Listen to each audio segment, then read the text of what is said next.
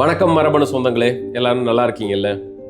Gene therapy, ஜெனட்டிக்ஸ்க்கு ஒரு treatment, அது எப்போ சார் வரும்?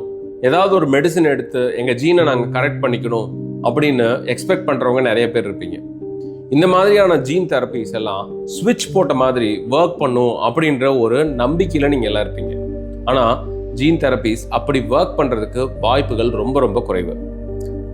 ஒரு ஃபேமிலி, ஒரு ஸ்பைனல் மஸ்குலர் அட்ரோபி இருக்கிறவங்க இப்போல்லாம் அதுக்கெல்லாம் மெடிசின்ஸ் இப்போ வந்துருச்சு. இதுக்கெல்லாம் மெடிசின்ஸ் கொடுக்குறோம் அப்படின்னா அந்த மருந்தை மட்டும் சாப்பிட்டுட்டு அவங்க வேற எந்த சப்போர்ட்டிவ் கேர்லையும் இல்லாமல் இருந்தாங்க அப்படின்னா அந்த மருந்து இஃபெக்டிவாக அவங்க மேலே ஒர்க் ஆகாது.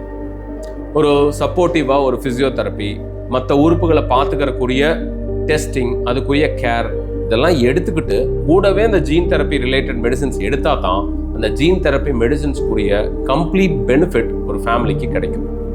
என்சைம் ரீப்ளேஸ்மெண்ட் தெரப்பி அப்படின்னு சில லைசோமல் ஸ்டோரேஜ் டிஸார்டர்ஸ்க்கு கொடுக்குறோம். இந்த மாதிரி மெடிசனை இன்ஜெக்ஷன் மாதிரி போட்டுக்கிட்டா நமக்கு எல்லாமே சரியா போயிடும் அப்படின்னு நினைக்கிறது தப்பு.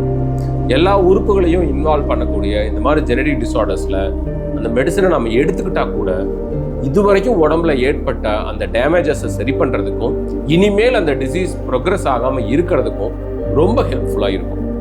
ஸோ இந்த மாதிரியான ஜீன் தெரப்பிஸ் எல்லாமே டிசீஸ் மாடிஃபையர் அப்படிங்கிற கேட்டகரிக்குள்ளே தான் இருக்குது. அப்படின்னா என்ன அர்த்தம்னா, இந்த டிசீஸோட கோர்ஸ் இப்படியெல்லாம் தொடர்ந்து மோசமாயிட்டே போகும் அப்படின்னா இந்த ஜீன் தெரப்பி மூலமாக அந்த டிசீஸ் கோர்ஸை மாற்றி கொஞ்சம் மைல்டராக நம்மளால் மாற்ற முடியும்.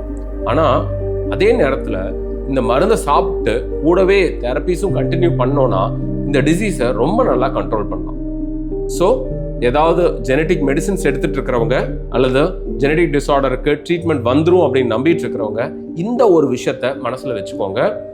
ட்ரீட்மெண்ட் அப்படிங்கிறது ஒரு பார்ட் மட்டும்தான், நாம் அதுக்குரிய சப்போர்ட்டிவ் கேருங்கிறத எடுத்தே ஆகணும். இந்த இன்ஃபர்மேஷன் யாருக்காவது யூஸ்ஃபுல்லாக இருக்கும்னு நம்புனீங்கன்னா இதை கொஞ்சம் ஷேர் பண்ணுங்கள். திரும்ப ஒரு இன்ட்ரெஸ்டிங் இன்ஃபர்மேஷனோட உங்களை நான் சந்திக்கிறேன். Till then, bye.